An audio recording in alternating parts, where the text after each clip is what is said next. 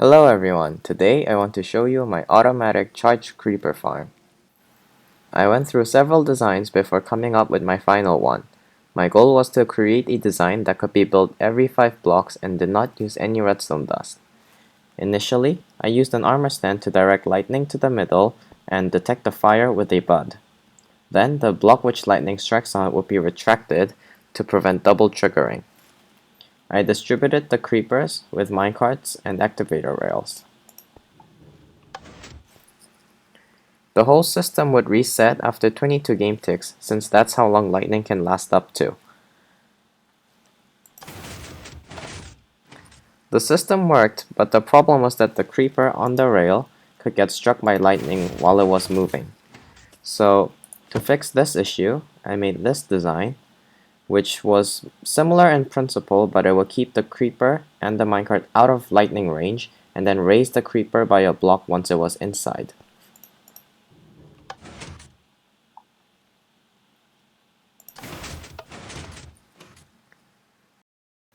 Then, I came up with an idea of keeping the creepers in their minecart and use that for detection instead of a fire butt and armor stand. The creeper travels on a rail out of lightning range and moves up when entering the holding cell. And when lightning strikes, the minecart is broken and the creeper is ejected to the side and dropped below. But this would cause issues when leaving the farm because the creeper could despawn and leave the minecart behind. And when the minecart is left behind, the cell will be blocked until lightning strikes. So I went back to my second design but replaced the fire bud with a minecart detector at the top to make my final design. When the creeper is ejected into the holding cell, it is placed slightly higher than the ground, and that's enough to trigger this tripwire that is 2 blocks above. The tripwire then triggers this dispenser to put a minecart at the top, and that moves on top of the creeper. And the creeper is raised by a block, so it's pushed into lightning range.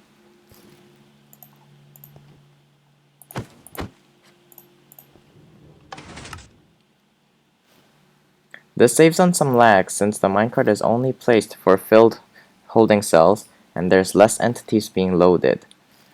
But if a creeper despawns, the holding cell resets to be able to accept new creepers.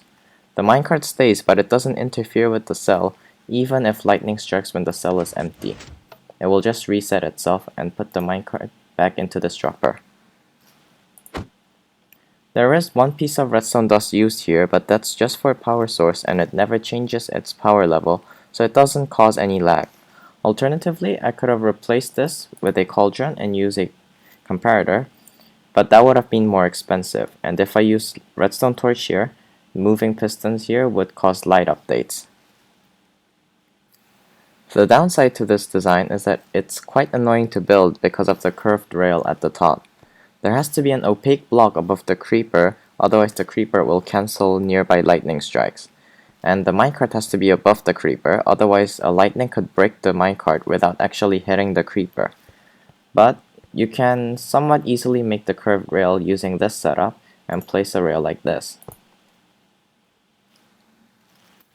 Lightning can affect entities in a 6x6 area.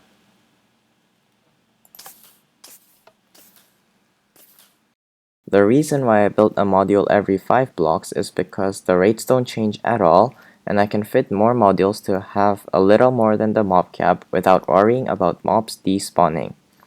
If the creepers are more spread out, you cover more area, but each lightning affects less creepers. If the creepers are put closer together, you cover less area, but each lightning affects more creepers.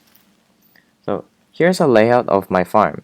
I used end rods to mark positions where a single lightning can affect multiple creepers. The only thing that matters is the total number of creepers in your farm.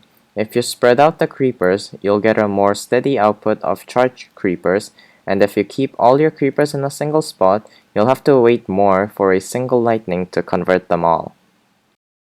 I didn't use name tags and kept all creepers within 32 blocks because charged creepers are only useful for blowing up other mobs to get their skull, and it would be a waste to use it on a mob you know is gonna die.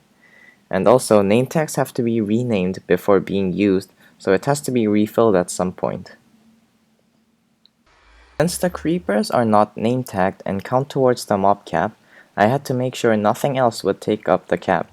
To do this, I added trapdoors around nether portals to get rid of pigmen.